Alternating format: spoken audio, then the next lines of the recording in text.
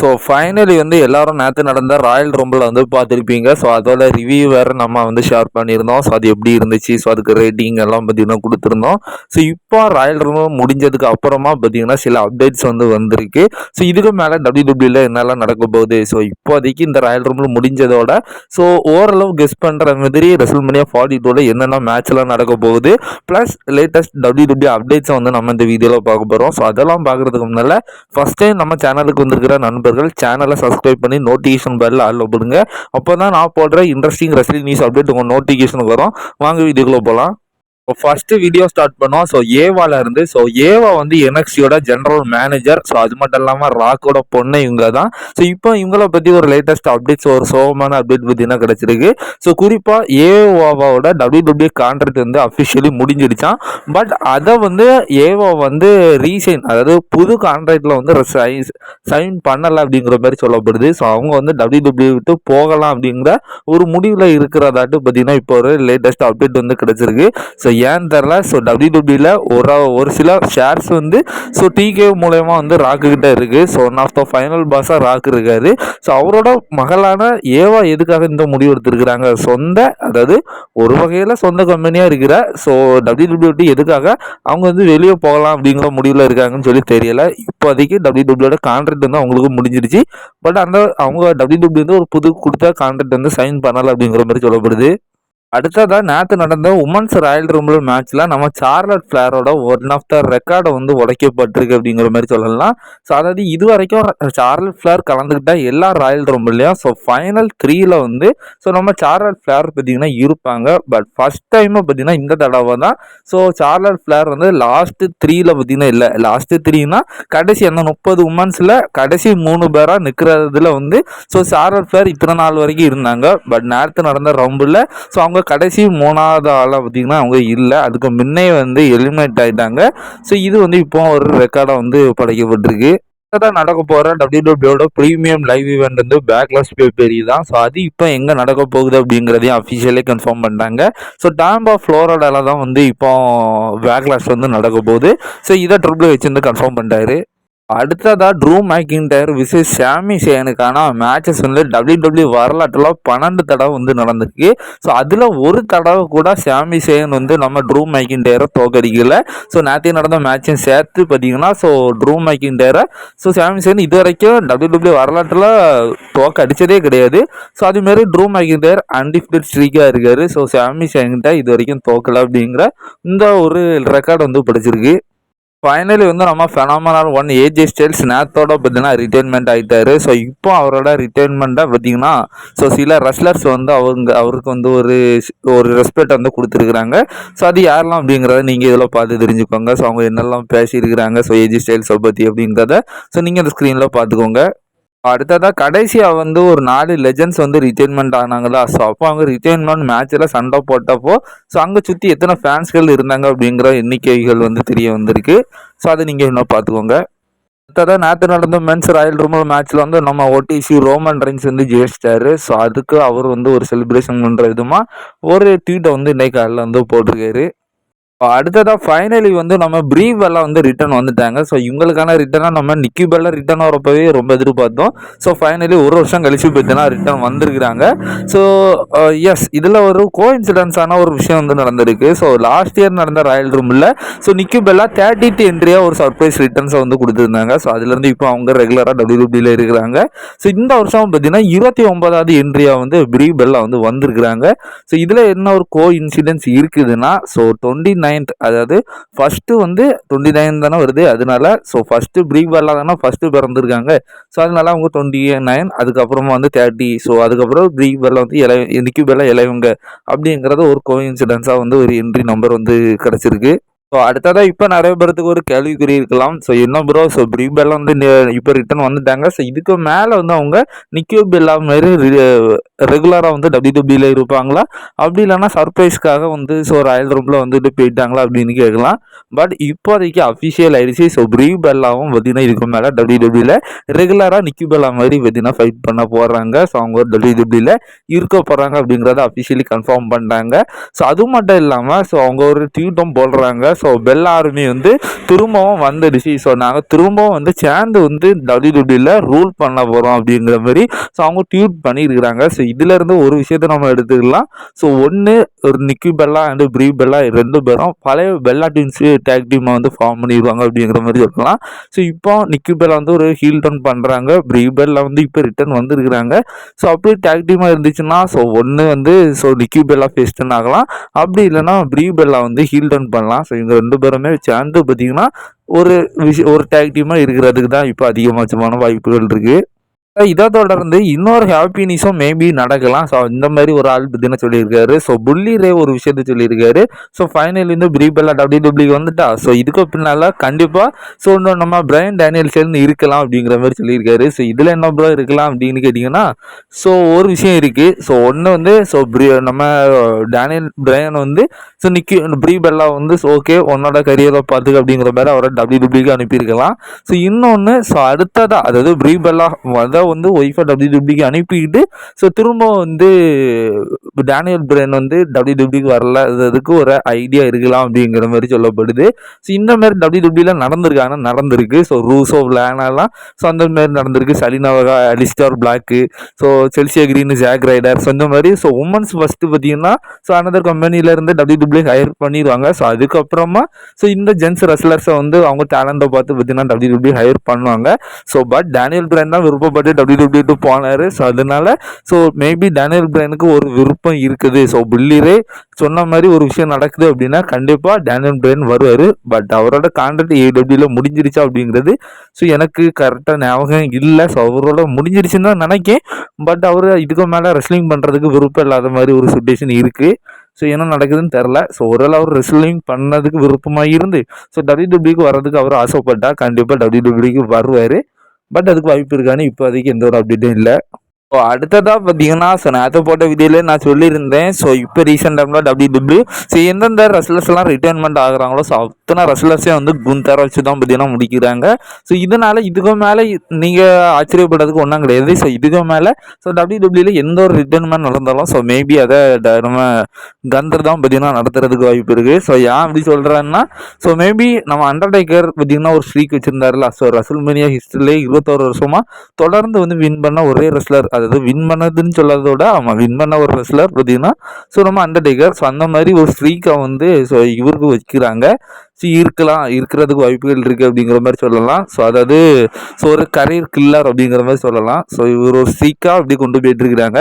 So WWE எந்த wrestler இனிமேல் ஒரு ரிட்டைர்மெண்ட் ஆகுறாங்களோ ஸோ எல்லாத்தையும் நம்ம தொடர்ந்து பண்ணுவார். ஸோ கரியர் கில்லர் அப்படிங்கிற மாதிரி பார்த்தீங்கன்னா இதுக்கு மேலே WWE புக் பண்ணுறதுக்கு வாய்ப்புகள் இருக்குது. ஏன்னா அப்படி தான் நடந்துகிட்ருக்கு. ஸோ மேபி ஏதோ ஒரு இடத்துல பார்த்தீங்கன்னா தோக்குறது மாதிரி இருக்கும்ல. ஸோ அதாவது ஸ்ட்ரீக் ஒரு இடத்துல உடையும்ல. ஸோ அந்த மாதிரி இருக்க சூழ்நிலையில் ஏதோ ஒரு ரெஸ்லர் ஏதோ ஒரு புண்ணியம் வந்து ஸோ ஃபேன்ஸ் மத்தியில் வந்து நம்மளை வந்து ஒரு ரிட்டைர்மெண்ட் ஆக போகிறேன். ஸோ அல்லது ஒரு ஸ்டிபேஷன் இருக்கலாம். ஸோ கந்தருக்கும் அந்த ஒரு பர்டிகுலர் ரெஸ்லருக்கும் ஒரு ஸ்டிபேஷன் இருக்கலாம். ஸோ இந்த மேட்ச்சில் நான் தோத்துட்டேன் அப்படின்னா நான் ரிட்டைர்மெண்ட் ஆகிடுவேன், அப்படி இல்லைன்னா நீ ரிட்டைர்மெண்ட் ஆகிடணும். ஸோ அப்படிங்கிற ஒரு ஸ்டிபேஷனில் நடக்கலாம். ஸோ அப்படி இல்லாமல் இன்னொரு ரெஸ்லர் வந்து தோக்குறது மாதிரி இருக்கும். மேபி குந்தர் வந்து தோத்துட்டார் அப்படின்னா ஸோ அந்த இடத்துல அந்த ரெஸ்லரோட ரிட்டைர்மெண்ட் வந்து கேன்சல் பண்ணுற மாதிரி ஒரு சில விஷயங்கள் நடக்கலாம். பட் அதெல்லாம் இப்போதைக்கு நடக்காது, கொஞ்சம் வருஷங்கள் ஆகலாம். அடுத்ததான் நேற்று நடந்த ராயல் ரம்பிள் மேட்சஸில் வந்து ஸோ புது டேலண்ட்ஸோட பெர்ஃபார்மன்ஸில் ஸோ சோலோ ருக்கா, ஸோ அதுக்கப்புறம் ஒபாஃபெமி, ஸோ அதுக்கப்புறம் ஜீவான்ஸ் அவங்களோட பெர்ஃபார்மன்ஸ் வந்து WWE ரொம்ப வந்து பாராட்டியிருக்காங்க. ஸோ பேக் ஸ்டேஜில் வந்து ஸோ இவங்களை வந்து நல்லா பாராட்டியிருக்காங்க, ரொம்ப ஹாப்பியாக இருக்கிறாங்க. ஸோ இவங்களோட பெர்ஃபார்மன்ஸை வந்து ரொம்ப சாட்டிஸ்ஃபை அடைஞ்சிருக்காங்க அப்படிங்கிற மாதிரி சொல்லப்படுது. ஸோ இதனால இதுக்கு மேலே இவங்களை வந்து WWE பயங்கரமாக யூஸ் பண்ணுறதுக்கான வாய்ப்புகள் அதிகமாக இருக்குது.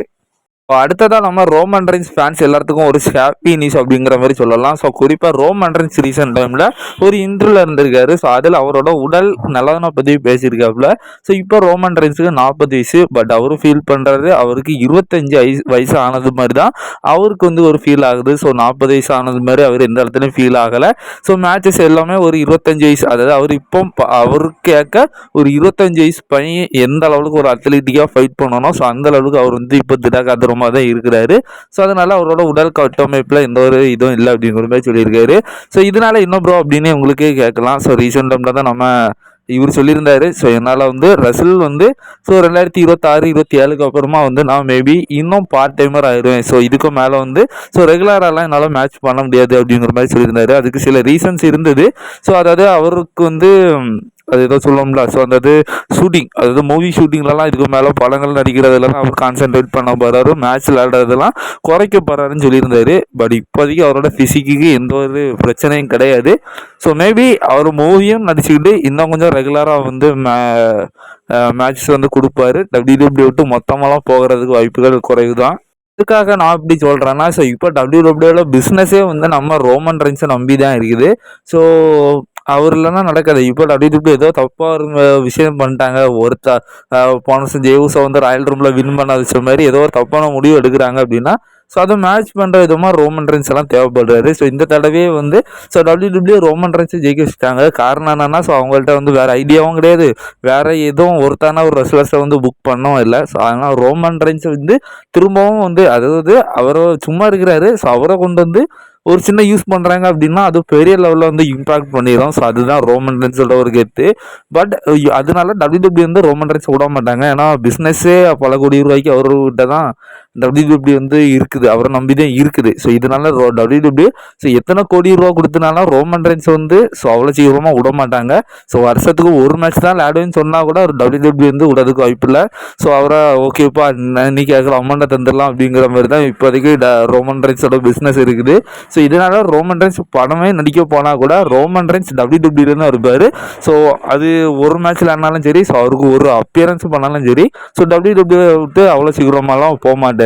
So plus health issue, so அதாவது ரோமன் ரெயின்ஸுக்கு ரெஸ்லிங் பண்ணுறதுக்கு எல்லா எஜிலிட்டியும் இருக்குது. ஸோ அவர் 25 வயசான பையன் மாதிரி தான் அவர் ஃபீல் பண்ணுறன்னு சொல்லியிருக்காரு. பட் மறைமுகமாக வந்து ரோமன் ரெயின்ஸுக்கு லுக்கிமியா கேன்சர் வந்து ஒன்று இருக்குது. ஸோ உடலில் ஒரு சில குறைபாடுகள் இருக்குது. ஸோ இதனால வந்து அவர் அதுக்கான மெடிசினில் தான் இருக்கிறாரு. ஸோ அது மட்டும் கொஞ்சம் கொஞ்சமாக அவர் வந்து ரெக்வயரில் இருக்கிறாரு. ஸோ கொஞ்சம் கொஞ்சம் வந்து அதை பேலன்ஸ் பண்ணி வந்துட்டாருன்னா கண்டிப்பாக WWE எப்போவுமே இருப்பார். ஸோ இப்போ இருக்கிறது மாதிரி இருந்தால் கூட பிரச்சனை இல்லை. ஸோ அதனால் ரோமன் ரெயின்ஸோட ரிட்டைர்மெண்ட்டாக இப்போதைக்கு நீங்கள் யாருமே எதிர்பார்க்கண்டா. இன்னொரு 10-15 வருஷத்துக்கு ரோமன் ரெயின்ஸ் என்னை பொறுத்த வரைக்கும் WWE இருப்பார். ஸோ ஆனால் ஃபுல் டைமாக இருக்க மாட்டார், ஒரு பார்ட் டைமராக வந்து மேபி இருக்கலாம். ஸோ இப்போ அடுத்த அப்டேட் வரும். இப்போதைக்கு ரோமன் ரெயின்ஸ் வந்து ஒரு ஃபேஸ் டன் கேரக்டர் பண்ணுறதில்ல, இல்லைன்னா ஹீல் டன் கேரக்டர் தான் பண்ணிருக்கிறாரா WWE அப்படின்னு எல்லாத்துக்கும் ஒரு கேள்விக்குறி இருக்கும். ஸோ இப்போதைக்கு ஸோ ரோமன் ரெயின்ஸை வந்து ஒரு மல்டி பர்சனாலிட்டியாக தான் காணிக்கிறாங்க. ஸோ கொஞ்சம் ஹீலு, ஸோ நிறைய ஃபேஸ் டன் கலந்த ஒரு ரோமனாக வந்து WWE காணிக்கிறாங்க.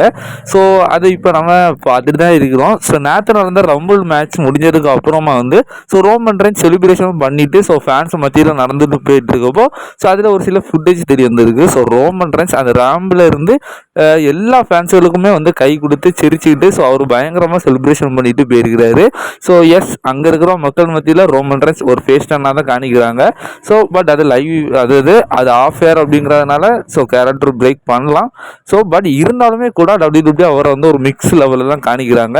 ஸோ ரெசல்மேனியா வேறு வருது, ஹைலி பாசிபிள் வந்து ரோமன் ரெயின்ஸ் CM Punk கூட தான் மேட்ச் பண்ண போகிறாரு.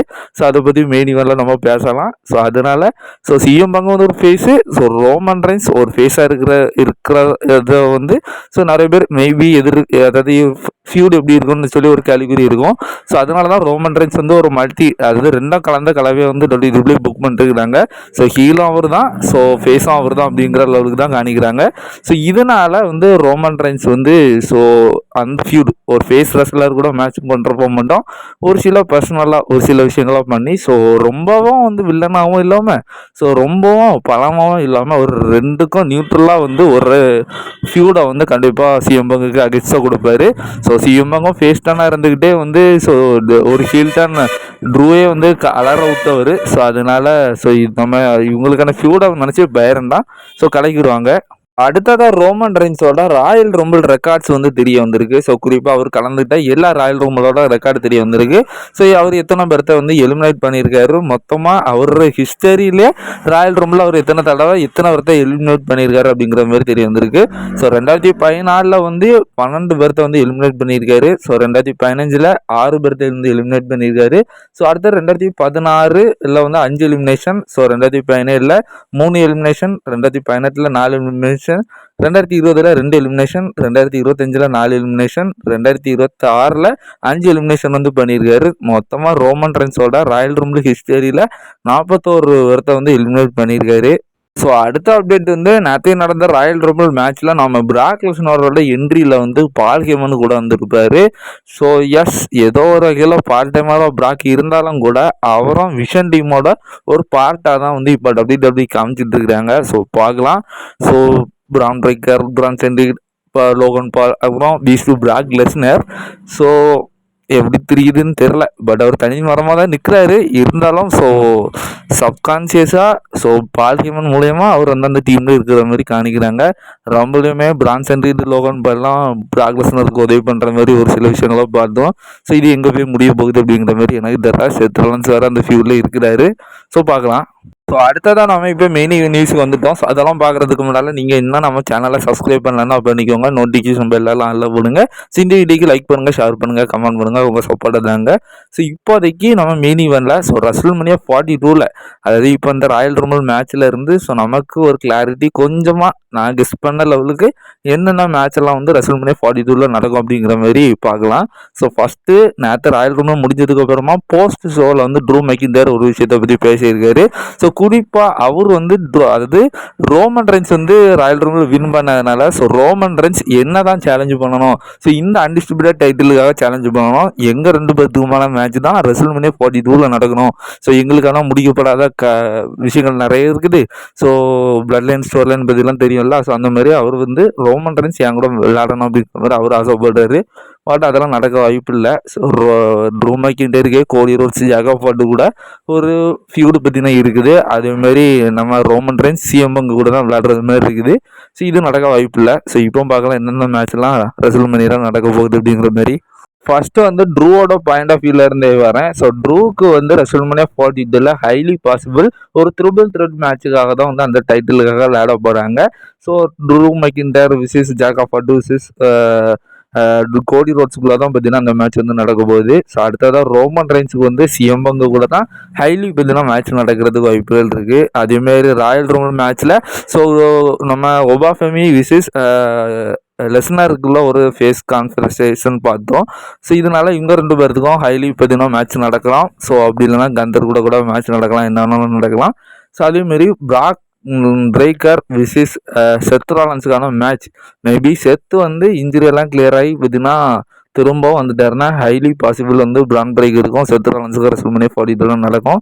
காரணம் நம்ம ராயல் ரம்பிள் மேட்ச் ஸ்டார்ட் ஆகிறதுக்கு முன்னாலே வந்து ஸோ ஒரு மிஸ்ட்ரி மேன் வந்து நம்ம செத்து அடித்து போட்டாப்ல. ஸோ அது மேபி செத்தோட ஒரு லீலைகள் இருக்கலாம். ஸோ என்ன நடக்கலாம். இப்போதைக்கு இந்த ஒரு 4 மேட்ச் மேபி நடக்கலாம் அப்படிங்கிற மாதிரி தோணுது.